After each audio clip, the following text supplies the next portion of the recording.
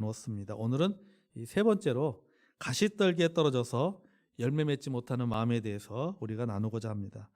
먼저 우리가 이 씨 뿌리는 네 가지 비유를 좀 살펴보면 각각의 다른 점들이 있습니다. 여러분들 유심히 이 씨 뿌리는 네 가지 비유를 보면요, 각각의 다른 점인데, 첫 번째 귓가의 비유는 씨 자체가 사라지고 말죠. 그죠? 새들이 와서 먹어버립니다. 이것은 바로 영적인 관심이 없다는 것을 이야기하는 것이고, 두 번째 돌밭의 경우에는 싹이 나지만 뿌리를 내리지 못합니다. 그러니까 신앙의 깊이의 문제입니다. 우리가 지난주에 나눴던 말씀이죠. 세 번째인 가시떨기의 경우에는 성장하지 못합니다. 이것은 무슨 문제냐? 높이의 문제입니다. 뿌리가 내리지 못하는 것은 깊이의 문제고, 성장하는데 어느 성장하다가 말라버려서 죽어버리는 것은 높이의 문제죠. 네 번째 옥토의 경우에는 어느 정도 결실을 맺으나 어느 정도의 결실을 맺느냐라고 하는 열매의 문제입니다. 30배를 맺느냐, 60배를 맺느냐, 100배를 맺느냐라고 하는 열매의 문제죠. 오늘은 그 중에서 세 번째, 이 가시떨기에 떨어진 그 씨앗은 왜 성장할 수 없는지에 대해서 우리가 좀 살펴보기 원합니다. 7절을 우리가 보면요, 자, 제가 7절을 읽고 있습니다. 더러는 가시떨기에 떨어짐에 가시가 자라서 기운을 막았고, 여기 보니까는 가시가 떨어짐에 가시가 자라서 기운을 막았다라고 말하고 있습니다. 이 메시지 성경에 보면요, 짓눌러 버렸다, 잡초가 짓눌러 버렸다라고 번역을 했고, 영어 성경을 찾아보면요, 식물을 질식시켰다 이렇게 번역을 하고 있어요. 질식을 시켜. 기운을 막았다는 말은 좀 우리가 좀 이게 차 이해가 안 되는데, 여러분, 식물을 질식시켜 버린 겁니다.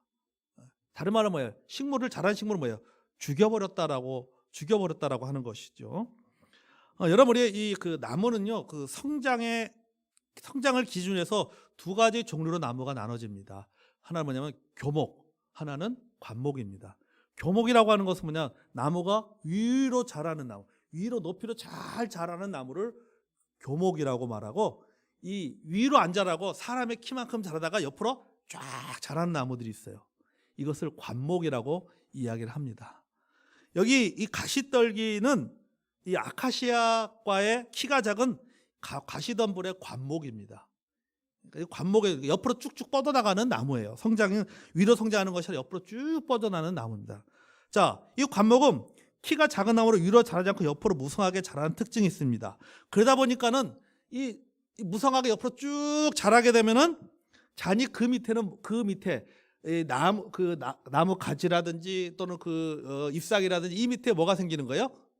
그늘이 생기는 거예요. 그늘이 생기면은 뭘 막는 겁니까? 햇빛이 들어오는 것을 차단시켜 버립니다. 자, 햇빛을 차단시켜 버려요. 그러면은 그 밑에 있는 다른 식물들은 햇빛을 받지 못하기 때문에 어떻게 되는 거예요? 자라지 못하는 것이죠. 자라더라도 높이 자라지 못하고 결국 영양분 부족으로 죽고 마는 것입니다. 흙이 있습니다. 그런데 가시떨기에서 그 어떤 햇빛의 광합성을 비롯해서 모든 영양분을 다 빼앗아가는 것이죠. 여러분, 우리가 씨를 뿌리기 전에 땅에 김을 매는 이유가 바로 여기에 있죠. 옥토라고 해서 옥토에 알곡이 뿌려졌다고 해서 여러분 그 씨가 잘 자라는 것이 아니라, 이 씨가 잘 자라도록 하기 위해서는 뭡니까? 이 잡초가 우거져서는 안 되잖아요. 잡초가 우거지면은 영양분을 뺏겨서 자랄 수가 없습니다. 여러분, 잡초나 그 잡목들은요, 번식력이 빠릅니다.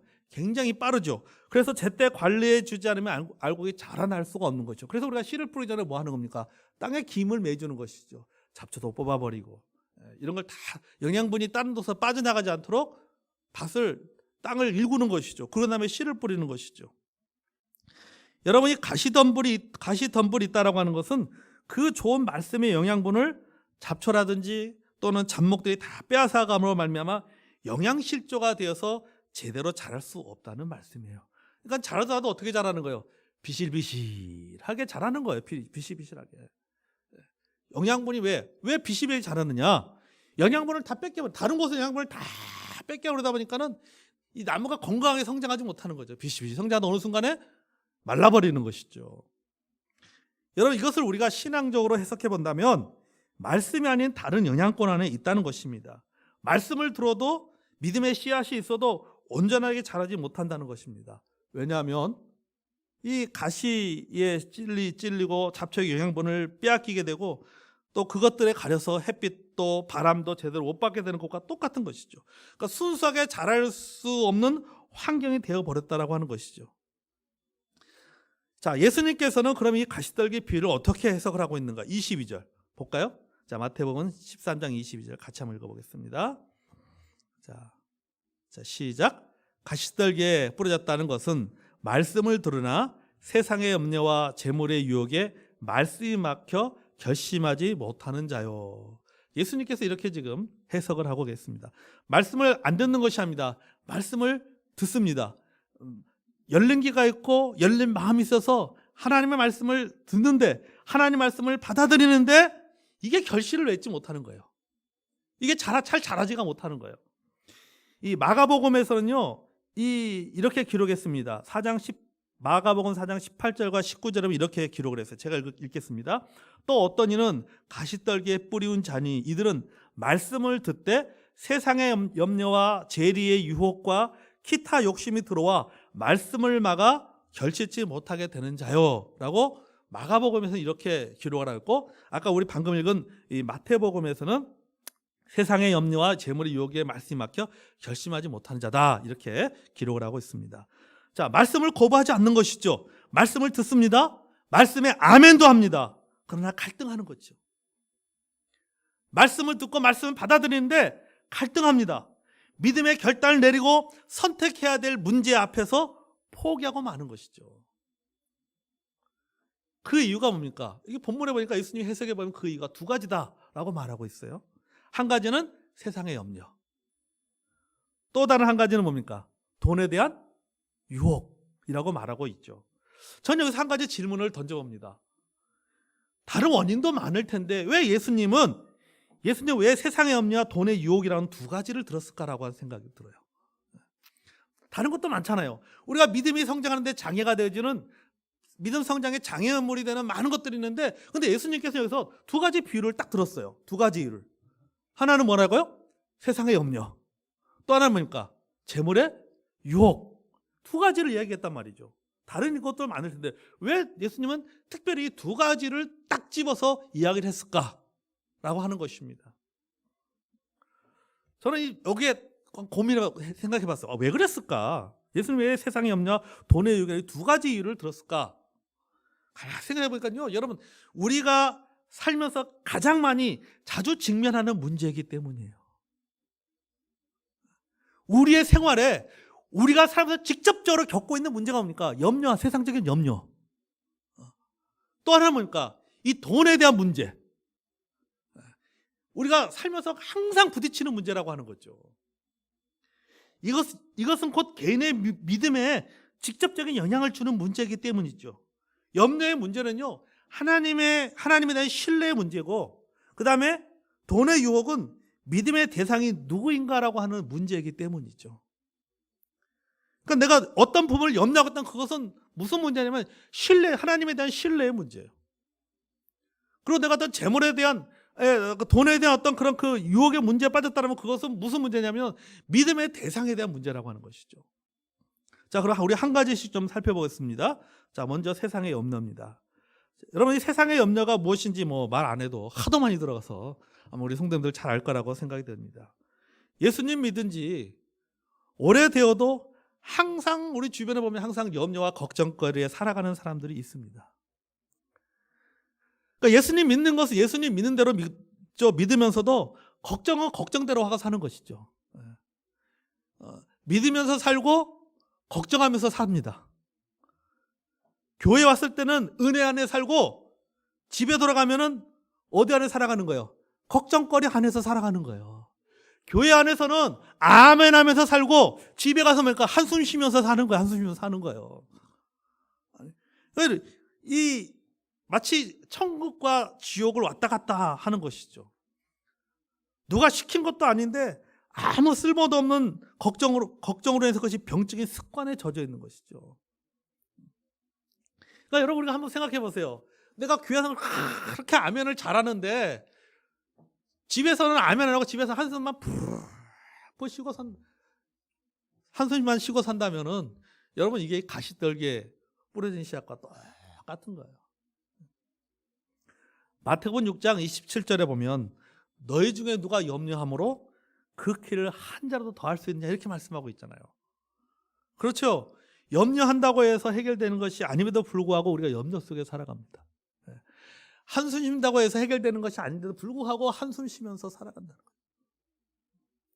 심리학자의 말에 의하면요, 걱정 가운데 우리가 걱정하고 염려하는 것 가운데 50%는요 전혀 있을 수 없는 걱정이라고 말합니다. 그리고 나머지 50% 중에서 40%는 있을지 없을지 모르는 걱정이라고 합니다. 그럼 나머지 10%는 뭐냐? 나머지 10%도 마찬가지라는 거죠. 결국은 뭐냐면 우리는 1%도 안 되는 어떤 불투명한 가능성을 가지고 걱정하는 것입니다. 여러분, 예수 믿는 사람이 하나님께 맡기지 못하고 염려와 걱정과 근심 속에 사는 것은요 바보 같은 짓이에요. 그래서 인생을 낭비하는 겁니다. 하나님 앞에서 큰 죄입니다. 그 많은 시간, 하나님 주신 건강, 또 많은 물질, 어떤 가능성을 다 낭비하고 있는 것이죠. 여러분, 돈을 허비하는 것만이 낭비가 아니에요. 걱정이 지나쳐서 그것이 습관이 되고 이제 병이 되어서 그것을 끊을 수 없는 단계에 이르게 된다면요 그것이 큰 낭비인 것이죠. 돈만 낭비가 아니라 내가 염려하고 걱정 것 때문에 잠 못 자고, 그것 때문에 속이 아프고, 그것 때문에 스트레스 받고, 그것 때문에 육신에 어떤 병이 든다면 그것도 하나님 앞에서 여러분 큰 낭비인 거죠. 여러분, 예수 믿는다는 것이 무엇입니까? 우리가 도대체 무엇을 믿고 있습니까? 여러분, 믿음이라는 것은 뭐예요? 믿음은 하나님을 신뢰하고 의지하는 게 믿음입니다. 아멘. 하나님을 신뢰하는 것만이 아니라 신뢰하면 그 다음에 뭐가 필요한 거예요? 의지해야 되는 거예요. 그게 믿음이에요. 나는 하나님을 믿습니다. 이건 신뢰입니다. 하나님을 믿습니다라고 말하면서 늘 항상 염려와 걱정 속에 살아간다면 뭐가 없는 거예요? 하나님을 의지하는 게 없는 거예요. 그건 믿음이 아니에요. 그건 우리가 흔히 말하는 반쪽 믿음이라는 거죠. 온전한 믿음은 뭐냐? 하나님을 신뢰하고 그 다음 뭐 하는 거예요? 내가 신뢰하는 그 하나님을 의지하는 겁니다. 아멘. 그게 믿음이에요. 그게. 여기 뭐 말씀을 받는데 그 세상의 염려와 그 다음에 어떤 그런 그 돈의 유혹으로 인해서 그 결실치 못하는 자라고 하는 것은 뭐에 속하냐면요, 하나님을 신뢰하지만은 뭐 하지 않는 거예요? 의지하지 않는 것과 똑같은 거예요. 여러분, 신앙생활 오래 했다고 하면서 여전히 걱정 속에서 매어 살아간다면요 여러분, 그 신앙은 문제가 있는 거예요. 기도를 오래 하고 많이 하면 뭐 합니까? 기도했으면은 어떻게 해야 돼요? 맡겨야죠. 우리가 기도하는 이유가 뭡니까? 하나님 앞에 입술로 고백을 통해 하나님 앞에 그걸 맡기기 위해서 우리가 기도하는 거 아니에요? 그럼 기도를 많이 하고 오래 했으면 그것을 맡길 줄 알아요. 이렇게 반대로 말할 수 있겠죠. 목사님, 제가 맡기지 못할 때는 더 많이 기도하는 겁니다. 맡기려고. 그렇게 말하면 할 말 없지만, 우리가 기도하는 이유는 뭡니까? 하나님 맡기기 위해서 기도하는 거잖아요. 근데 기도하면서 맡기지 못한다면은, 맡기지 못하고 또 염려하고 걱정한다면 기도가 뭔 소용이 있겠습니까? 여러분, 이런 성도는요 절대 성장할 수가 없습니다. 늘 자기 문제 속에 갇혀 살아가는 것이죠. 기도하고 걱정하고 기도하고 이것만 반복하는 거예요. 이런 성도는요 결코 성장할 수가 없습니다. 주님 우리에게 말씀하고 있죠. 너희 염려를 다 뭐예요? 주께 맡겨버리라. 열심히 뭐예요? 열심히 맡겨야 되는 거예요. 열심히 맡겨야 되는 거예요. 열심히 맡겨야 돼요. 여러분, 우리가 그렇잖아요. 여러분, 우리 마음대로 될 수 있는 것이, 자녀도 안 그렇습니까? 그잖아요. 자녀도 사실요 내 마음대로 되는 게 아니란 말이죠. 내가 내가 이렇게 하라고 해서 그 아이가 그렇게 하는 것도 아니에요. 근데 항상 우리 부모로서 우리가 자녀들을 위해서 할 수 있는 것은 뭡니까? 잔소리가 아니라 뭘 해야 되는 거예요? 기도해야 되는 거예요. 기도밖에 없는 거예요. 기도하고 이 아이의 인생은 하나님 앞에 맡기는 거예요. 맡겨줘. 내가 그 아이의 인생을 우리 자녀의 인생을 대신 살아줄 수가 없잖아요. 그러니까 우리가 할 수 있는 것, 부모로서 우리가 할 수 있는 것은 하나님에 맡기는 겁니다. 내가 하나님에 대한 신뢰가 있으면은 그 하나님께서 우리 자녀도 하나님께서 인도하실 거라는 우리가 믿음을 가지고 우리가 살아가야 돼요. 그리고 우리가 뒤에서 할 수 있는 건 끊임없이 그를 위해서 기도해 주는 거죠. 여러분, 우리가 기도하고 걱정한다면 이런 성도는 결코 성장할 수가 없습니다. 말씀을 들어도 그 말씀은 왜 결실을 맺지 못하느냐? 왜 그 믿음이 성장하지 못하느냐? 항상 세상의 염려에 막혀 있기 때문이죠. 둘째는 돈의 유혹입니다. 이 세상의 염려가 소극적인 것이라면 돈의 유혹은 적극적인 것입니다. 여기 돈이라고 말하지 않고 뭐라고 말하냐면 돈의 유혹이다, 재물의 유혹이다, 재리의 유혹이다라고 말하고 있어요. 여러분, 돈 때문에 성장하지 못하는 것이 아닙니다. 돈이 많아도 성장하는 성도, 열매 맺는 성도, 더 성숙해지는 성도도 많습니다. 하나님 주신 돈을 가지고 헌신적으로 의미 있게 사용하는 성도들도 참 많이 있어요. 여러분, 우리 부산의 그 성시 안에는요, 한 여자 성도님이 한 분 계세요. 여러분, 이분은 그 러시아 선교회를 하고 있습니다. 그런데 이 남편이 이 감천항에 이런 감천항에 보면 그 러시아 선박들이 참 많이 들어오잖아요. 러시아 선박들이 많이 감천항.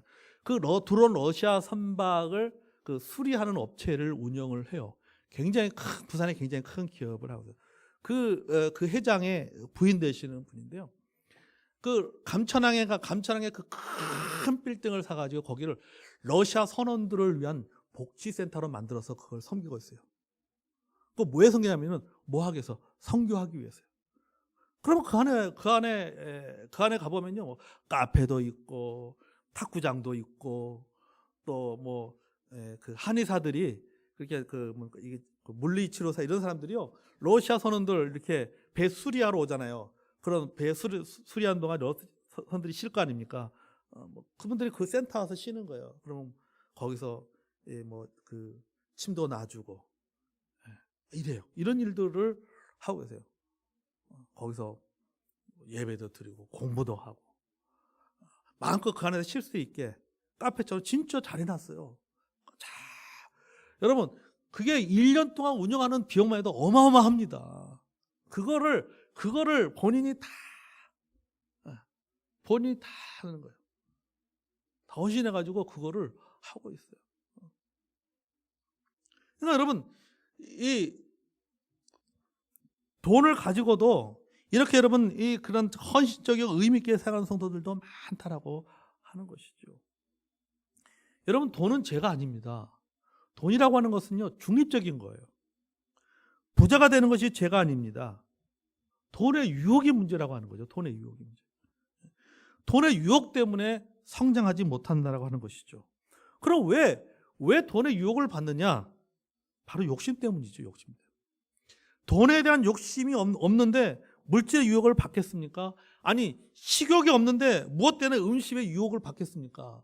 식욕이 없으면 아무리 내 앞에 맛있는 음식이 있어도, 여러분, 뭐예요? 아무리 맛있는 음식이 있어도요, 안 먹어요. 식욕이 있기 때문에 그 음식을 먹는 겁니다. 식탐이 있기 때문에 유혹을 받는 것이죠. 여러분, 부자나 가난한 자나 있는 사람 없는 사람이나 돈에 욕심이 강하면요, 유혹을 받는 것입니다. 부자는 더 갖고 싶어하는 유혹을 받고 가난한 자는 부자처럼 되고 싶어하는 유혹을 받는 거죠. 뭐 때문에? 욕심이 생기면 그렇게 유혹을 받는 것입니다. 야고보서 1장 14절에 오직 각 사람이 시험을 받는 것은 자기 욕심에 끌려 미혹됨이니 욕심이 잉태한즉 죄를 낳고 죄가 장성한즉 사망을 낳는다고 했습니다. 그러니까 여기에서 오직 각 사람이 시험을 받는 것은, 이 시험 뭡니까요? 영어 성경은 템프테이션이에요. 그러니까 우리말로 번역하면 유혹을 말하는 것입니다. 그러니까 오직 각 사람이 유혹을 받는 것은 뭐 때문에? 자기 욕심에 끌려서 유혹을 받는다라고 말하고 있는 것이죠. 돈에 대한 유혹은 돈에 대한 욕심에서 비롯되는 것입니다. 오늘날 성도들이 가장 많이 넘어지는 부분이 바로 이 부분이에요. 돈 때문에 넘어지는 것이 아니라 돈에 대한 지나친 욕심 때문에 넘어진다라고 하는 것이죠. 욕심 때문에 믿음의 성장이 멈춰버린 성도들이 많아지고 있는 것이죠. 디모데후서 3장 2절에 보면 사람들이 자기를 사랑하며 돈을 사랑하며 자랑한다고 했습니다. 여러분 이것이 종말의 현상이다라고 말하고 있습니다. 돈의 유혹을 받으면 절대 성장할 수 없습니다. 예수님 마태복음 6장 24절에 너희가 하나님과 재물을 겸하여 섬길 수 없다 이렇게 말씀하고 계십니다. 바울도 에베소 5장 5절과 골로새서 3장 5절에서 탐심은 곧 우상 숭배다 이렇게 말하고 있습니다. 돈의 유혹을 받는 것은 곧 우상 숭배의 유혹을 받는 것과 똑같은 것이죠. 돈이라고 하는 것을 가만히 생각해. 이 돈의 유혹은요, 돈은 이 시대나 민족과 계층을 초월해서 항상 우상에 될 소지가 아주 많이 있었습니다. 예수님도 돈에 대해서 많이 이야기한 것은 뭡니까? 그만큼 이 돈이라고 하는 것이 예수님 당시에도 굉장한 유혹거리가 되었다라고 하는 것이죠. 바울도 돈에 대해서 많이 이야기한 것은 뭡니까? 마찬가지인 것이죠. 예수님 시대도 그렇고 바울 시대도 그렇고 돈이 우상이 될 수가 있었습니다. 여러분 그 셰익스피어를 잘 알 겁니다. 그 셰익스피어가 그 자신이 쓴 그 작품 중에 그 아테네의 타이몬이라고 하는 그 작품이 있는데 그 안에 보면 어떤 글이 있냐면 이런 글이 있어요. 이 세상의 검은 것을 희게, 추한 것을 아름답게, 잘못을 옳은 것으로, 천한 것을 고상하게, 늙은이를 젊은이로, 비겁한 자를 용사로 만드는 것이 있다. 이렇게 이야기를 했습니다. 그런데 이 글을 누가 인용을 하냐면요, 공산주의를 만든 독일의 철학자 칼 마르크스가 이 말을 인용을 했어요. 자, 그러면은 늙은이를 젊은이로 만들어주고 검은 것을 희게 만들어주는 이런 무소부의 능력을 갖춘 것이 무엇이냐? 바로 돈이다라고 말하고 있죠. 돈에는 그런 능력이 있다라고 하는 것이죠. 17세기에 셰익스피어 시대나 19세기 마르크 시대에도 돈이 그만큼 힘을 가지고 있었다면 오늘날에 여러분 돈이 권력이고 돈이 세상을 움직이는 이 자본주의 시대를 살아가는 우리 시대는 훨씬 더 심각할 수밖에 없는 것이죠. 17세기에도 아니 그 이전에 예수님의 시대에도 이미 돈이라고 하는 것이 하나의 권력이 되었다라고 하면 지금 우리 시대는요, 그때는 자본주의 시대가 아니었잖아요. 지금은 자본이 곧 힘이 되는 시대란 말이죠. 그런 자본주의 시대를 살아가는 우리에게 이 시대에서 돈이라고 하는 것은 우리에게 엄청난 유혹이 될 수밖에 없는 것이죠. 과거에는 돈이 있어도 할 수 없었던 것들이 있었습니다. 반대로 돈이 없어도 가능했던 것들이 있었습니다. 그러나 지금은 돈만 있으면 할 수가 있어요. 과거에는 돈이 없어도 될 수 있었던 것들이 지금은 돈이 없으면 될 수가 없어요. 그러다 보니 사람들이 뭐 하는 거예요? 돈 하는 거지요. 요새 이 많은 사람들이 소위 말해서 많은 사람들이 이 주식을 합니다. 주식하는 사람들 참 많아요. 보면은 이 목사님들 가운데도 보면 이렇게 주식하는 목사님들이 있고, 뭐 저희 집에도 주식하는 애가 있어요. 주식합니다. 뭐 그건 좋은 거죠. 뭐 경제라서 저는 뭐 그거에서 반대하지 않습니다. 뭐 좋아요. 그래서 오히려 제가 우리 아이들한테 너희들 주식해라라고 이야기했습니다. 너희들 경제 흐름을 좀 알려면은 그런 게 필요하다. 주식해라.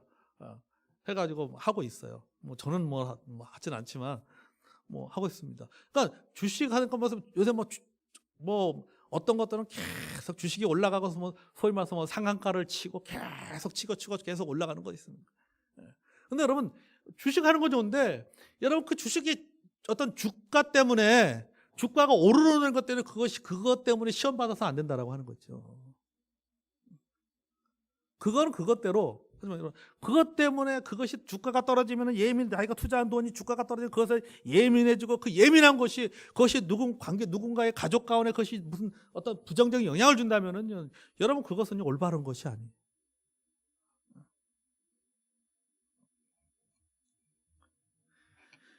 사람은요, 여러분 힘이 있는 것을 의지하게 됩니다. 오늘날 사람들이 돈에 의지하는 것은요, 돈보다 강한 것이 없기 때문이라고 생각하기 때문이에요. 마태복음 6장 24절에 보면 말하잖아요. 한 사람이 두 주인을 섬기지 못할 것이니 혹 이를 미워하고 저를 사랑하거나 혹 이를 중히 여기고 저를 경히 여기는 것이라. 너희가 하나님과 재물을 겸하여 섬길 수 없다라고 말하고 있습니다. 뭐 하는 거예요? 둘 다는 안 된다라고 하는 거죠. 둘 중에 하나를 선택할 수밖에 없습니다. 그러면은 무엇을 선택하겠습니까? 자신이 힘이 있다고 믿는 것을 선택할 수밖에 없는 거예요. 하나님이 힘이 있다고 선택하면 하나님을 선택할 것이고, 돈이 힘이 있다고, 하나님보다는 돈이 힘이 있다고 생각하면은 돈을 선택할 수밖에 없는 것이죠. 재밌는 것은 25절 보겠습니다. 여러분, 찾아볼까? 마태복음 6장 24절 25절 같이 한번 읽어보겠습니다. 마태복음 6장 24절.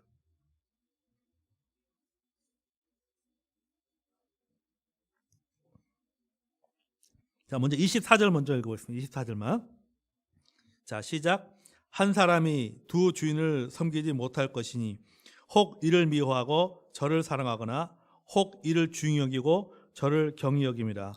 너희가 하나님과 재물을 겸하여 섬기지 못하느니라. 아멘. 자, 그러면서 그 다음에 25절 읽어봐요. 시작. 그러므로 내가 너에게 이르노니 목숨을 위하여 무엇을 먹을까 무엇을 마실까 몸을 위하여 무엇을 입을까 염려하지 말라. 목숨이 음식보다 중하지 아니하며 몸이 의복보다 중하지 아니하냐. 아멘. 결국 이것 때문이 아닌가요? 먹는 것과 입는 것, 즉 먹고 사는 문제 때문에 돈의 유혹을 받는 것이다 라고 하는 거죠. 먹고 사는 문제 때문에 돈의 유혹을 받는 거죠. 좀 더 정확하게 말하면 먹고 사는 문제에 거기만 머무르면은 사실은요, 먹고 사는 거기만 머무르면요 돈의 유혹을 받지 않습니다. 그럼 왜 돈의 유혹을 받냐? 더 잘 먹기 위한 욕심 때문에 유혹을 받는 거예요. 더 잘 입기 위한 욕심 때문에 유혹을 받는 거예요. 더 편리하게 살기 위한 욕심 때문에 돈의 유혹을 받는 것이죠. 그러니까 예수님께서 너희들 목숨을 위해서 무엇을 뭐 먹을까, 무엇을 마실까, 몸을 위하여 무엇을 입을까 염려하지 말라고 말하고 있잖아. 앞부분에 돈에 대해서 얘기하면서 뭐랍니까? 결국은 너희들이 염려하고 왜 돈에 대한 유혹을 받느냐, 너희들이 왜 하나님이냐 돈이냐 선택해서 이런 선택의 문제에 갈등하느냐라고 하면 결국 그 문제는 뭐냐, 먹고 사는 문제 때문에 너희들이 갈등하고 있는데, 그 먹고 사는 문제 그 자체보다는 좀 더 먹고 싶은 마음 때문에, 좀 더 좋은 것을 먹고 싶고 좀 더 좋은 옷을 입고 싶은 욕심 때문에 결국은 뭐 하는 거예요? 결국은 하나님을 선택할 것이냐 아니면 돈을 선택할 것이냐라고 하는 그 두 가지 그 문제 앞에서 결단하게 된다라고 하는 것이죠. 그것 때문에 유혹을 받는 것이죠. 전도서 5장 10절에 은을 사랑하는 자는 은으로 만족하지 못하고 풍요를 사랑하는 자는 소득으로 만족하지 아니하나니 이것도 헛되다 이렇게 말하고 있어요. 은을 사랑하는 자는 은으로 만족하지 못한다. 여기 만족하는 못하는 이유는 사랑하기 때문입니다. 그럼 반대로 사랑하지 않으면 만족하게 됩니다. 만족하면 유혹받지 않습니다. 그럼 이런 유혹으로부터 벗어날 수 있는 방법은 뭐냐? 바로 만족하는 거예요. 다른 말로 하면은 바로 자족하는 것이죠. 자족하는 거죠. 자족은 자신이 가진 것을 지나치게 사랑하지 않는 것입니다.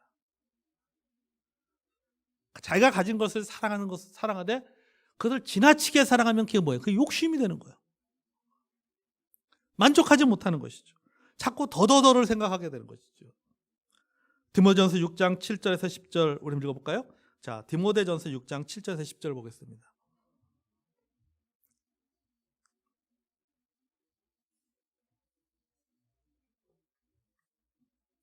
자, 디모데전서 6장 7절에서 10절 읽어보세요. 시작. 자, 찾았습니까? 자, 시작. 우리가 세상에 아무것도 가지고 온 것이 없음에 또한 아무것도 가지 못하리니 우리가 먹을 것과 입을 것이 있은즉 족한 줄로 알 것이니라. 부하려 하는 자들은 시험과 올무와 여러 가지 어리석고 해로운 욕심에 떨어지나니 곧 사람으로 파멸과 멸망에 빠지게 하는 것이라.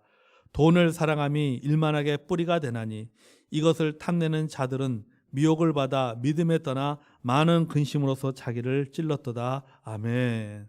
자, 여러분, 결국은 왜 돈 자체가 일만하게 뿌리가 아니에요. 돈을 사랑함이 일만하게 뿌리라고 말하고 있죠. 우리가 먹을 것이 있고 입을 것이 인즉 뭐 한다고요? 족한 줄로 알리라. 내게 주신 것 안에서 우리는 뭐 합니까?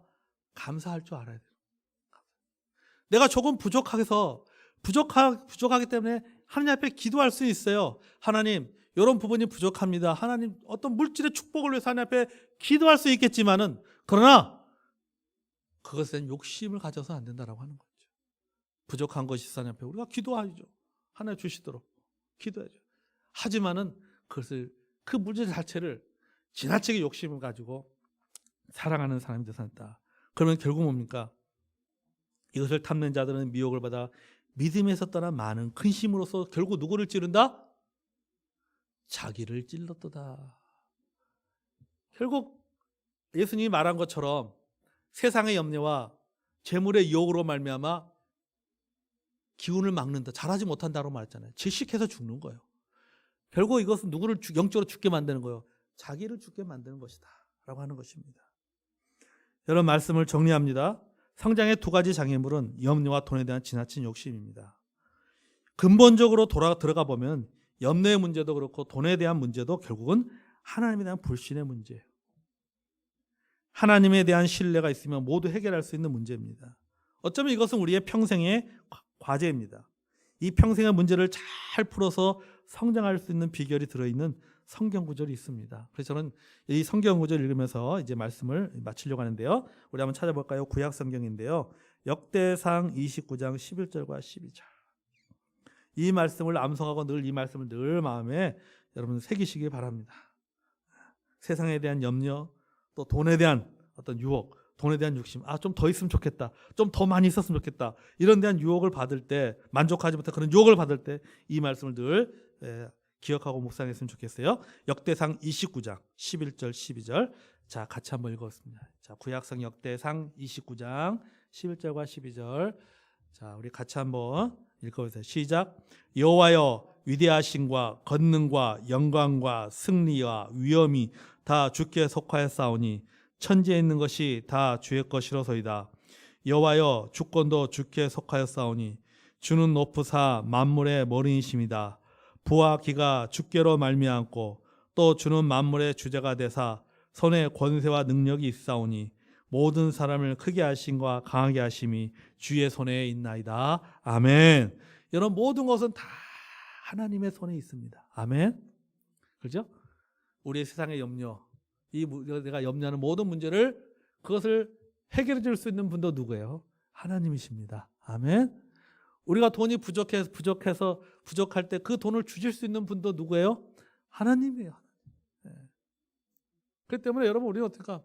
우리는 하나님 앞에, 나를 가장 잘 아는 하나님 앞에 우리는 구해야 돼요. 부족하면은 기도하세요. 그렇지만은 하나님이 주신 것에 대해서는 감사할 줄도 알아야 된다. 아멘. 감사할 줄도 알아야 돼요. 네. 그래야지 뭐 하는 거예요? 그래야지 이 옥토에 뿌려진 씨앗처럼 믿음이 쭉쭉쭉쭉쭉 성장하게 될 줄로 믿습니다. 아멘. 이 두 가지를 잘 극복해내는 우리 성도 되시길 주의 이름으로 축복합니다. 이 시간 우리 찬송가 570장 찬송 드리겠습니다.